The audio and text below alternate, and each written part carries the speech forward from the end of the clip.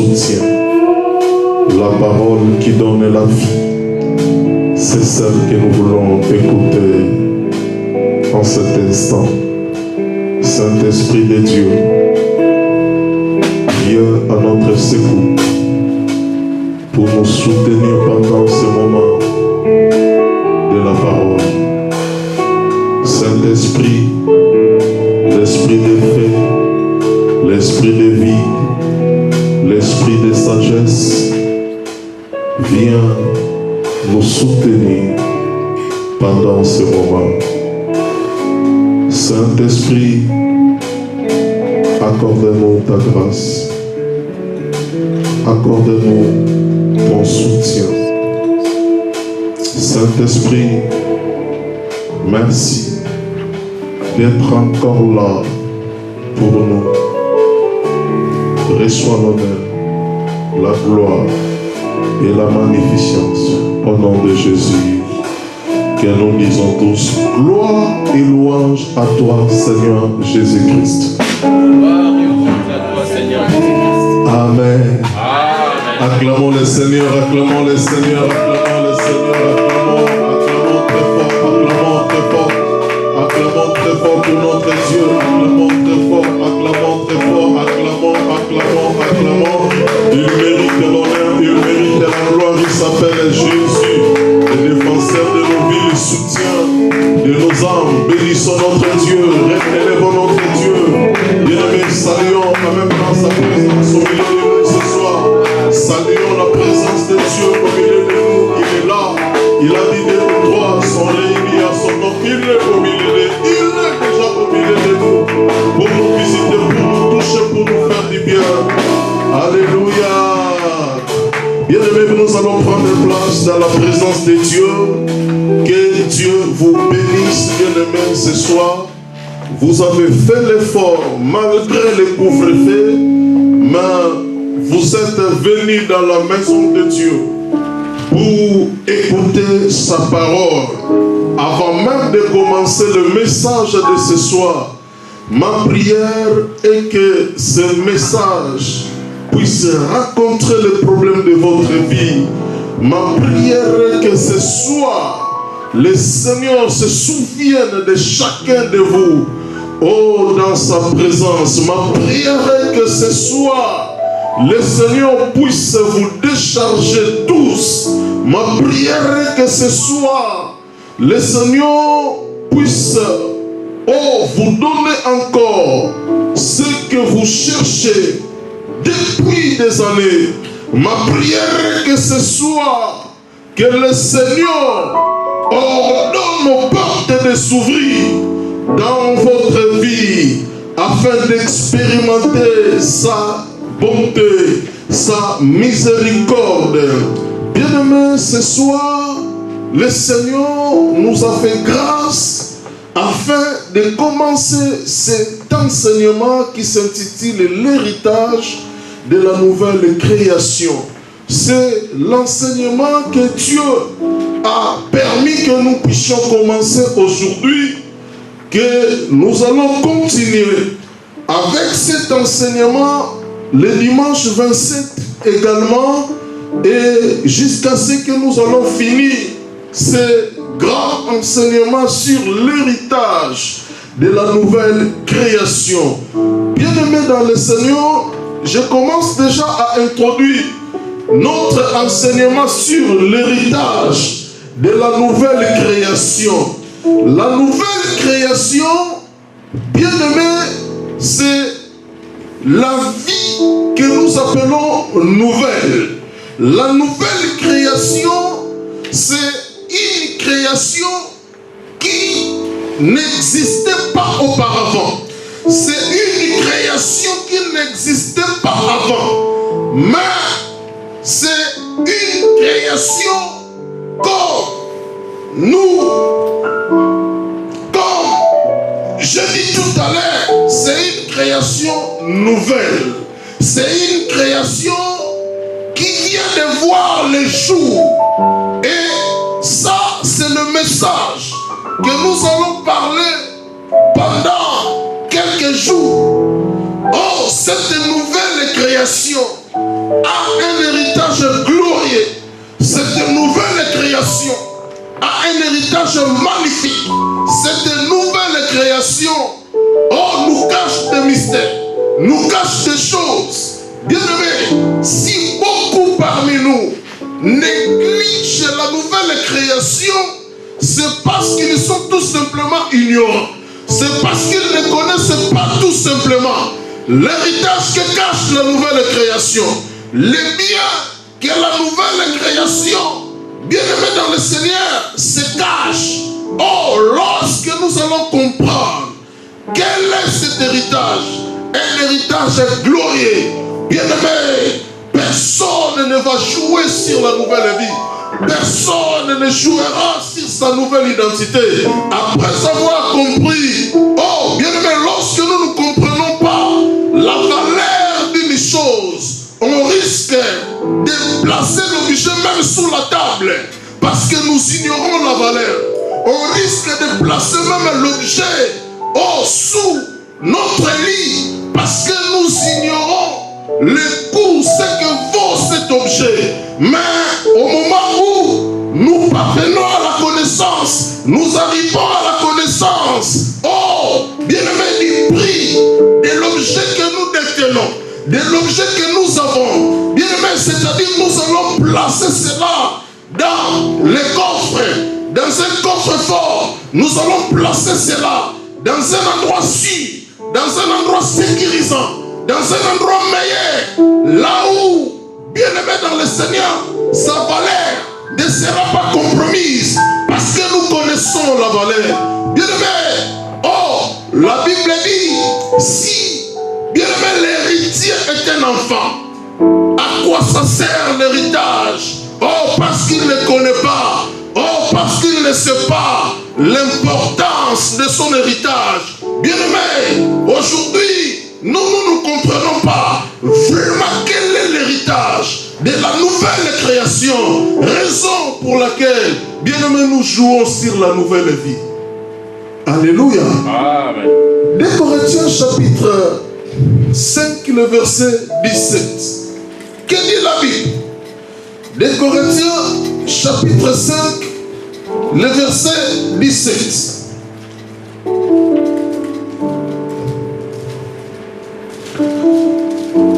2 Corinthiens chapitre 5, le verset 17. La Bible dit, si quelqu'un est en Christ, il est une nouvelle créature. Les choses anciennes sont passées, voici toutes les choses sont devenues nouvelles. Si la Bible commence ce verset par-ci pour marquer une condition, si quelqu'un est en Christ, il est une nouvelle créature. Nous voyons la nouvelle création. Si quelqu'un est en Christ, il est une nouvelle création. Et là où il y a la nouvelle création, il y a bien une création qui va disparaître. Là où il y a une nouvelle vie, nous allons voir une autre vie ancienne qui va céder la place à la nouvelle. Donc par la nouvelle création, nous voyons bien aimé l'ancienne création qui cède la place, qui laisse la place à la création que nous appelons nouvelle. La Bible dit, si quelqu'un est en Christ, il est une nouvelle créature. Les choses anciennes sont passées. Donc les choses anciennes cèdent la place de nouvelles choses. Oh, bien aimé, la Bible dit les choses anciennes sont passées. Et voici toutes les choses sont devenues nouvelles. Donc, par la nouvelle création, bien aimé, nous voyons une nouvelle vie. Par la nouvelle création, nous voyons des nouvelles choses. Par la nouvelle création, nous voyons des nouvelles habitudes. Par la nouvelle création, nous voyons une mentalité nouvelle. Par la nouvelle création, nous voyons un esprit nouveau, un esprit renouvelé. Par la nouvelle création, nous voyons une intelligence nouvelle, une intelligence éclairée. Oh, bien-aimé au sein de ces Écritures, par la nouvelle création, nous voyons une nouvelle façon de voir les choses. Par la nouvelle création, nous voyons même la nouvelle façon de parler. Par la nouvelle création, nous voyons toutes les choses sont devenues nouvelles. Même la façon de parler change. Même la façon de marcher change. Tout change, bien-aimé, lorsque nous parlons de la nouvelle création. Et cette création commence si quelqu'un, bien-aimé dans le Seigneur, est en Christ. Si quelqu'un, est en Jésus-Christ, bien-aimé, il devient automatiquement une nouvelle créature. Bien-aimé, c'est-à-dire, c'est une présence qui engloutit l'ancienne création. C'est une présence qui engloutit l'ancienne vie pour donner naissance à une vie nouvelle. C'est la présence du Maître. C'est la présence de Jésus-Christ. Lorsque Jésus-Christ occupe une vie, d'une manière légale, bien-aimé dans le Seigneur, tout change dans cette vie. L'héritage de la nouvelle création. Bien-aimé, par la nouvelle création, juste à l'introduction, il y a 3 pas lorsque nous parlons de la nouvelle création. Bien-aimé, le premier pas lorsque nous parlons de la nouvelle création, c'est la reconnaissance de l'œuvre achevée de Jésus sur la croix. Ça, c'est le premier pas de la nouvelle création.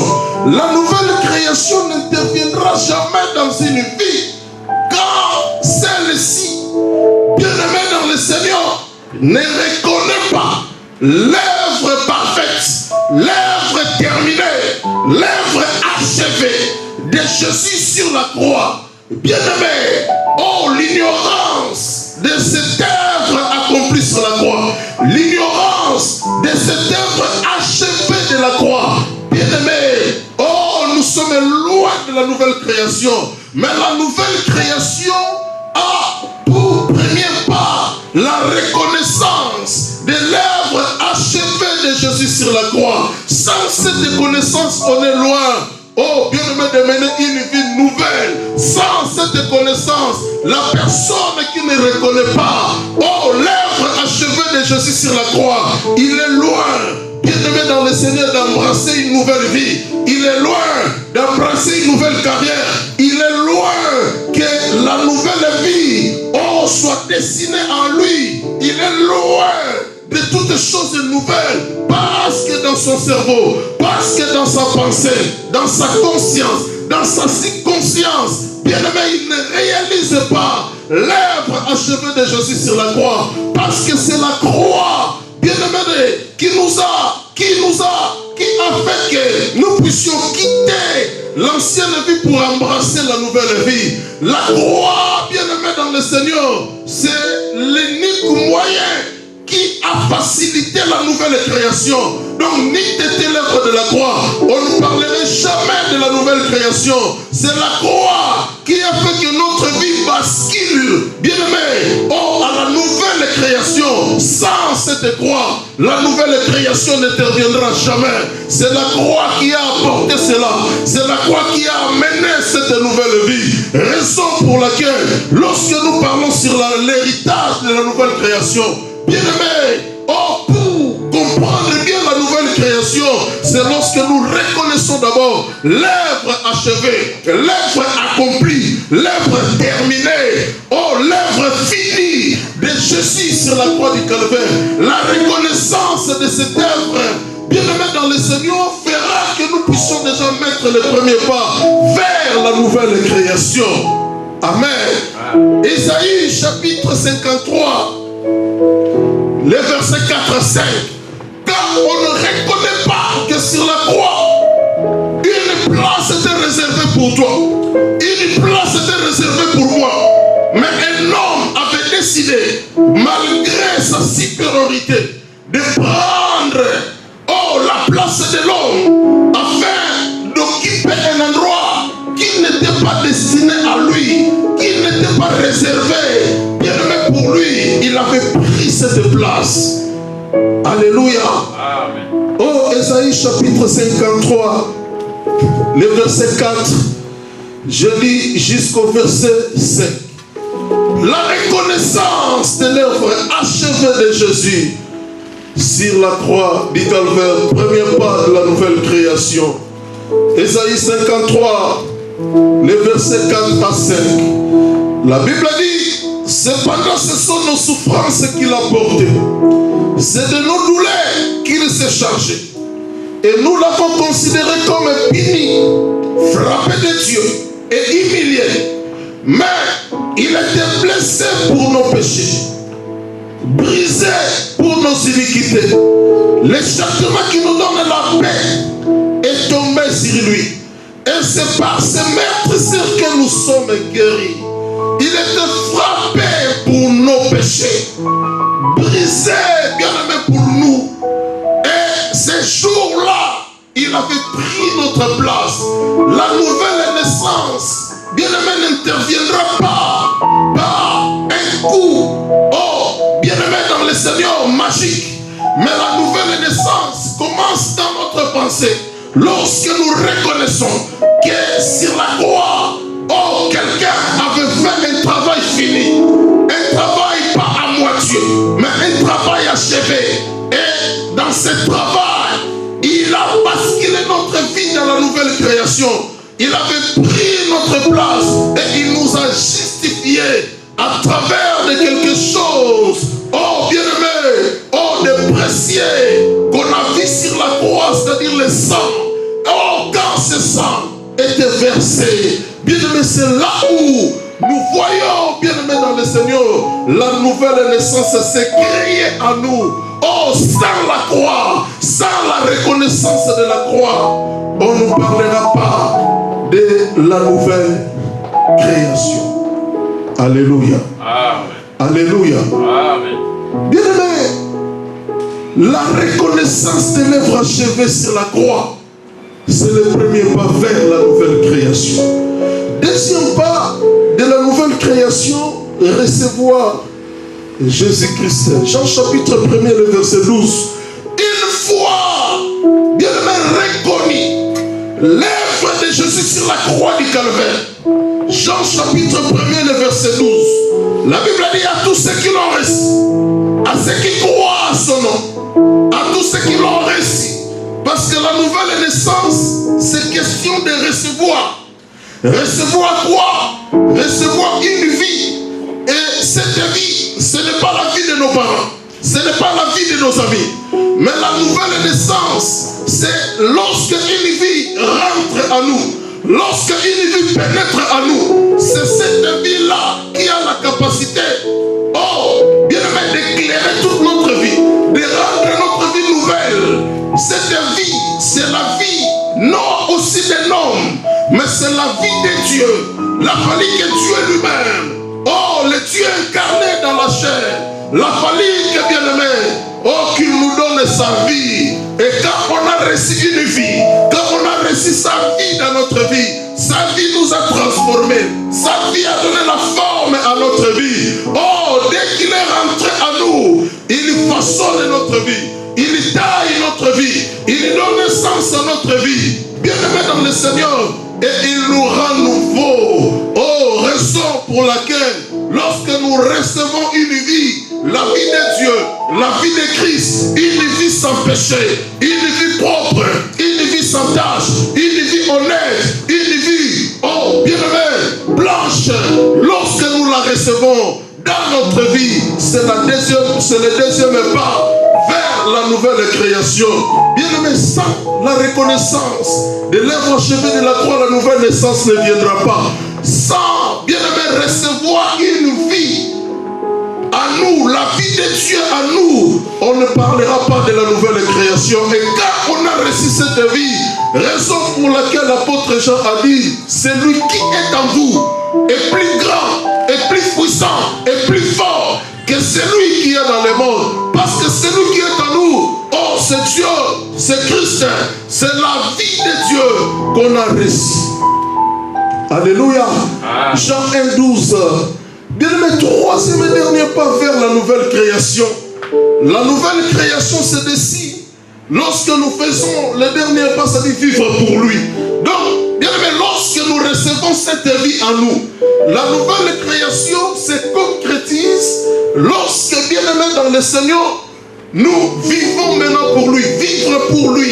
Bien aimé, on est là, on ne vit pas pour nous, on ne vit pas pour nos enfants. On ne vit pas pour nos partenaires, on ne vit pas pour qui que ce soit, on ne vit pas pour nos familles, on ne vit pas pour nos frères. Mais bien aimé, désormais, nous vivons maintenant pour Christ. Le fait de vivre pour lui, c'est le troisième pas de la nouvelle création. Celui qui ne vit pas pour Dieu, bien aimé, n'a pas encore fait le pas vers la nouvelle création. Je vous ai donné le témoignage. Je me suis retrouvé au Bénin. J'étais bien aimé au Bénin, mais dans la capitale à Cotonou. Mais on m'invite dans une église vers Porto Novo. Bien aimé dans le Seigneur, les amis qui étaient à Cotonou m'avaient fortement interdit. Ne faut pas aller dans cet endroit. Parce que quand les pasteurs s'en vont là-bas, souvent, ne rentre pas. Parce qu'il y a l'esprit de vaudou qui agit dans le territoire là de Bonou, de Porto Novo, bien aimé, qui attaque les hommes de Dieu. Bien aimé, moi j'avais déjà reçu l'invitation. J'avais accepté de partir. J'étais avec ma sœur. Le frère Kosa connaît, la sœur Betty. J'étais avec la sœur Betty. Elle tremblait, elle pleurait. Pendant que moi je prenais la route pour aller faire cette évangélisation, ce séminaire de 3 jours, je lui ai dit non, je suis obligé de partir, je dois partir. Bien aimé dans le Seigneur, lorsque nous faisons le troisième pas, de la nouvelle création, tu ne vis pas pour lui. Parfois tu mets ta vie en danger, parfois tu acceptes même certaines choses, bien aimé dans le Seigneur, au détriment même de ta vie, pour accomplir ce qui est la volonté de Dieu. Raison pour laquelle dans Galates chapitre 2, le verset 20, l'apôtre Paul a dit désormais, si moi je vis, ce n'est plus moi qui vis, mais c'est Christ qui vit en moi. Bien aimé, si l'apôtre Paul vivait, il a reconnu, il ne vivait pas pour lui, mais il a reconnu, si je vis, ce n'est plus moi qui vis, mais c'est Christ qui vit en lui. Pourquoi l'apôtre Paul pouvait, bien aimé, parler ainsi? Parce qu'il a reconnu que sa vie ne dépendait plus de lui, sa vie ne dépendait plus, bien aimé, de ses parents, ni de ses émotions, mais sa vie dépendait maintenant de Jésus-Christ. Bien aimé, un pas, le troisième pas vers la nouvelle création, c'est lorsque, bien aimé dans le Seigneur, nous vivons maintenant pour lui. Ce n'est plus toi qui vis, mais c'est Christ qui vit en toi. C'est-à-dire tu vis totalement pour Christ. Tu es là pour accomplir la volonté de Dieu. Tu es là pour accomplir les pensées de Dieu. Tu es là pour accomplir les désirs de Dieu. Tu es là, bien aimé dans le Seigneur, parce que la grande bataille de Dieu, c'est de conquérir notre cœur. Il a dit, mon fils, donne-moi ton cœur. Il sait que s'il possède notre cœur, il nous mettra ses instructions dans notre cœur. Et notre vie sera guidée par sa parole. Et bien aimé dans le Seigneur, lorsque nous vivons pour lui, c'est le troisième pas que nous faisons vers la nouvelle création. Alléluia. La nouvelle création, bien aimé, pour rendre cela clair, la nouvelle création, c'est comme nous étions des débiteurs et il y a eu un créancier. Lorsque nous parlons de la nouvelle naissance, la nouvelle création, c'est-à-dire au lieu de payer notre dette, il y a quelqu'un qui détient le pouvoir de créance. Les créanciers là, nous sommes des débiteurs. Mais au lieu de payer cette personne, au lieu de chercher par notre propre moyen pour payer, bien aimé, notre dette, mais quelqu'un d'autre passait pour payer afin de nous rendre libres. Ça, c'est la nouvelle création. Donc la croix était là pour nous. Un châtiment était là pour nous. Une punition était réservée pour nous. On devait tous passer par là afin d'accéder à la nouvelle création. Mais nous voyons, nous qui étions des débiteurs, mais bien aimés dans le Seigneur, les créanciers attendaient puissions payer sa dette, mais quelqu'un d'autre a payé pour nous. Bien-aimés dans le Seigneur, et le prix de ce paiement, c'était le sang de Jésus. Jésus a payé par son sang, a payé par son sang. Il nous a rendus libres. Donc ça dit on peut croiser les créanciers. Bien-aimés dans le Seigneur, on se salue gentiment et chacun prend sa route. Oh, nous sommes devenus libres parce que quelqu'un a payé pour nous. Quelqu'un nous a rendus libres. Et bien-aimés, ça, c'est ce qui s'est passé sur la croix. Lorsque nous parlons ici, l'héritage de la nouvelle création. Bien-aimés, quand je toucherai l'héritage de la nouvelle création, vous serez vraiment bénis, vous serez réconfortés. Bien-aimés dans le Seigneur, la vie chrétienne cache des mystères glorieux. La vie chrétienne cache des choses magnifiques. La vie chrétienne nous cache des choses merveilleuses, bien-aimés dans le Seigneur. Oh, la nouvelle création a un héritage, bien-aimé, que l'Église doit chercher à savoir. Pourquoi tant de tumulte? Pourquoi, bien-aimé, tant de troubles? Pourquoi tant de souffrances? Parce que, bien-aimé dans le Seigneur, oh, parfois il y a des problèmes de la nouvelle création. Et même ceux qui ont déjà réglé les problèmes de la nouvelle création, ils sont ignorants de l'héritage qui s'ensuit. Raison pour laquelle, bien-aimé, notre vie est devenue l'objet des échecs à répétition. Parce que nous ignorons l'héritage qui s'attache à cette nouvelle vie, qui s'attache à cette nouvelle création, et nous continuons à pleurer. Bien aimé, la nouvelle création contient l'héritage. Oh, nous allons partager, bien aimé dans le Seigneur, pendant ce message, et nous allons comprendre cet héritage. Parce qu'il y a un avant la nouvelle création, et il devait normalement y avoir aussi un après la nouvelle création. La vie avant et après la nouvelle création ne doit pas être la même, mais la vie doit subir un changement. La vie doit prendre des kilomètres, la vie doit prendre des vitesses, la vie doit prendre quelques longueurs d'avance. Lorsque, bien-aimés dans le Seigneur, nous sommes passés déjà par la nouvelle création, mais lorsque nous voyons avant et après la nouvelle création, il n'y a rien qui ne change. Oh, il n'y a rien, bien-aimé dans le Seigneur. Tout est pareil, avant comme après la nouvelle création. Là, on a besoin, on a même l'intérêt de douter sur la nouvelle création. Alléluia. Là, on va douter même sur la nouvelle création. Bien-aimé, parce que après avoir traversé un grand désert, on arrive, bien-aimé dans le Seigneur, au village. Et c'est là où on cherche à se reposer. On prend un verre d'eau, on boit tranquillement parce qu'on a fini la mission et on a réussi.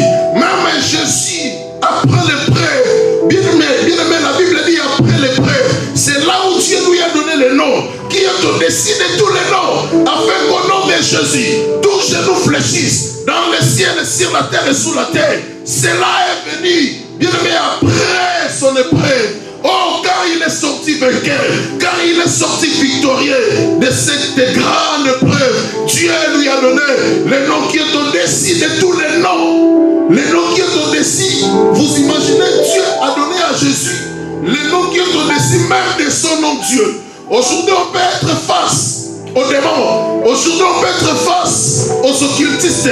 Tu n'as pas à crier au nom de Dieu. Si tu cries au nom de Dieu, cela ne changera rien. Mais Christ Jésus a reçu le nom qui est au-dessus de tous les noms. Les démons ne tremblent pas devant le nom de Dieu. Les démons ne tremblent pas devant le nom de Jéhovah. Les démons ne tremblent pas devant le nom Messie. Mais les démons tremblent lorsqu'ils écoutent un seul nom, c'est-à-dire Jésus. Alléluia. Bien-aimé, pourquoi Dieu a placé son Fils dans cette position supérieure, dans cette position élevée? Parce que Christ avait traversé l'épreuve et il a vécu. Bien-aimé, lorsque nous passons par la nouvelle création, il y a un changement qui doit normalement accompagner notre vie. Oh, bien-aimé, si après la nouvelle création, reste pareil. Avec avant la nouvelle création, il y a de quoi douter de la nouvelle création. Est-ce que tu as suivi le processus? Est-ce que tu as suivi la procédure normale? Est-ce Est-ce que, bien aimé, les 3 étapes de la nouvelle création étaient respectées dans ta vie? Est-ce que tu as reconnu l'œuvre de la croix? Peut-être toi tu as reconnu l'œuvre de la croix. Tu peux échouer sur la nouvelle création. Mais bien aimé, lorsque nous prêchons sur la nouvelle création, nous devons reconnaître pas l'œuvre de la croix, mais nous devons reconnaître l'œuvre achevée de la croix, l'œuvre finie de la croix, l'œuvre bien aimé terminée de la croix. Jésus n'avait rien laissé sur la croix. Bien aimé, Jésus sur la croix avait tout fait. Jésus avait tout fini. Jésus bien aimé dans le Seigneur n'avait pas laissé un petit travail que toi tu vas accomplir. Christ a tout fait. Amen. Alléluia. Bien aimé, deuxième point, lorsque nous parlons de la nouvelle création, l'héritage de la nouvelle création, nous voyons tout de suite les deux natures. Nous voyons les deux natures qui règnent dans le monde, qui règnent dans toute vie. Les deux natures sont là en opposition. Les deux natures sont là en compétition. Les deux natures sont là. Ils se combattent. Elles se combattent plutôt. Les deux natures. La première nature, c'est ce que l'apôtre Paul dit dans Romains chapitre 6, le verset 6. L'apôtre Paul dit, Romains chapitre 6, le verset 6. La première nature. Je lis Romains chapitre 6, le verset 6. La Bible dit, sachant que votre vieil homme a été crucifié avec lui, afin que le corps du péché fût détruit, pour que nous ne soyons plus esclaves du péché. La première nature, c'est ce que l'apôtre Paul appelle vieil homme. Vieil homme, c'est la première nature. C'est-à-dire tout homme est créé par Dieu. Avant d'arriver déjà à la nouvelle création, tout homme est créé par Dieu porte d'abord ce corps que nous appelons le vieil homme, c'est-à-dire la première nature de l'homme, la nature que Dieu donne à l'homme à la création. Parce que dans le plan de Dieu, depuis la chute de l'homme, tout homme qui naisse, il naissent avec le péché que nous appelons le péché adamique, le péché originel. Amen. Ce péché s'écrit au singulier, c'est-à-dire P-E-C-H-E. Le péché au singulier, c'est le péché que nous, on n'a pas fait. C'est le péché que personne n'a fait. C'est le péché que nous appelons originel. C'est le péché de la naissance. C'est-à-dire nous naissons tous avec ce péché, et du fait que nous naissons avec ce péché, bien aimé, ce péché, dès la naissance, nous entraîne déjà à la première nature que nous appelons le vieil homme. C'est-à-dire une nature déjà avec le péché. Raison pour laquelle tu verras un enfant de 4 ans peut mentir. Mais il n'a jamais vu quelqu'un mentir. Il n'a jamais vu quelqu'un depuis qu'il est né mentir. Mais tu peux voir un enfant à l'âge de 4 ans, il ment. On se pose des questions, mais d'où il a pris ça? Non, c'est la nature qu'il a, qui enseigne déjà tout ça. Amen. Tu vas voir un enfant de 5 ans, mais il le manipule. Qui a mangé le pain que j'avais laissé sur la table? Maman, c'est pas moi. Mais il n'a que 5 ans. Donc, ça dit d'où il a pris tout cela. Bien aimé, c'est cette nature-là. Ok, qui se colle à nous lors de la naissance. Les vieil hommes, la nature du péché. L'apôtre Paul dit, sachant que le vieil homme a été crucifié avec lui, afin que le corps du péché fût détruit, pour que nous ne soyons plus esclaves du péché. Ça, c'est la première nature de l'homme. Oh, il vit sans Christ. Oh, dans la première nature de l'homme, nous voyons l'homme est habité par toutes sortes de péchés. Nous voyons l'homme est habité par l'esprit du mal. Nous voyons dans la première nature de l'homme, le vieil homme. Bien aimé dans le Seigneur, il y a le péché au singulier, le péché originel, le péché adamique, le péché de la naissance qui se colle à nous. Et bien aimé, on n'a pas besoin d'apprendre à cet enfant, bien aimé dans le Seigneur, comment voler. Il va voler des biscuits dans la maison. Il va pas voler des centimes à la maison pour acheter des biscuits à l'école, pour acheter les bonbons au collège. Bien aimé, ça c'est la première nature de l'homme. Et nous sommes tous passés par là. C'est-à-dire l'homme né de la femme. Oh, il avait cette nature déjà en lui. Oh, sauf Christ. Parce que Jésus n'était pas le fruit d'une semence humaine, mais Jésus s'est incarné dans le ventre du Marie. Raison pour laquelle Jésus, en étant enfant, il n'était pas né avec ses péchés adamiques. Parce que Marie, la semence qui a conduit Marie à tomber enceinte, ne venait pas d'un homme, mais cela venait du Saint-Esprit. Comme le Saint-Esprit, bien aimé, n'a pas une semence souillée. Jésus-Christ était né, oui, sous la loi, c'est-à-dire à l'époque de la loi. Mais Jésus-Christ n'était pas sorti avec ce péché originel. Amen. Parce que Jésus avait une autre semence. Amen. Avait une autre semence. Oh, qui venait de Dieu lui-même. Alléluia. Bien aimé, ça c'est la première nature de l'homme.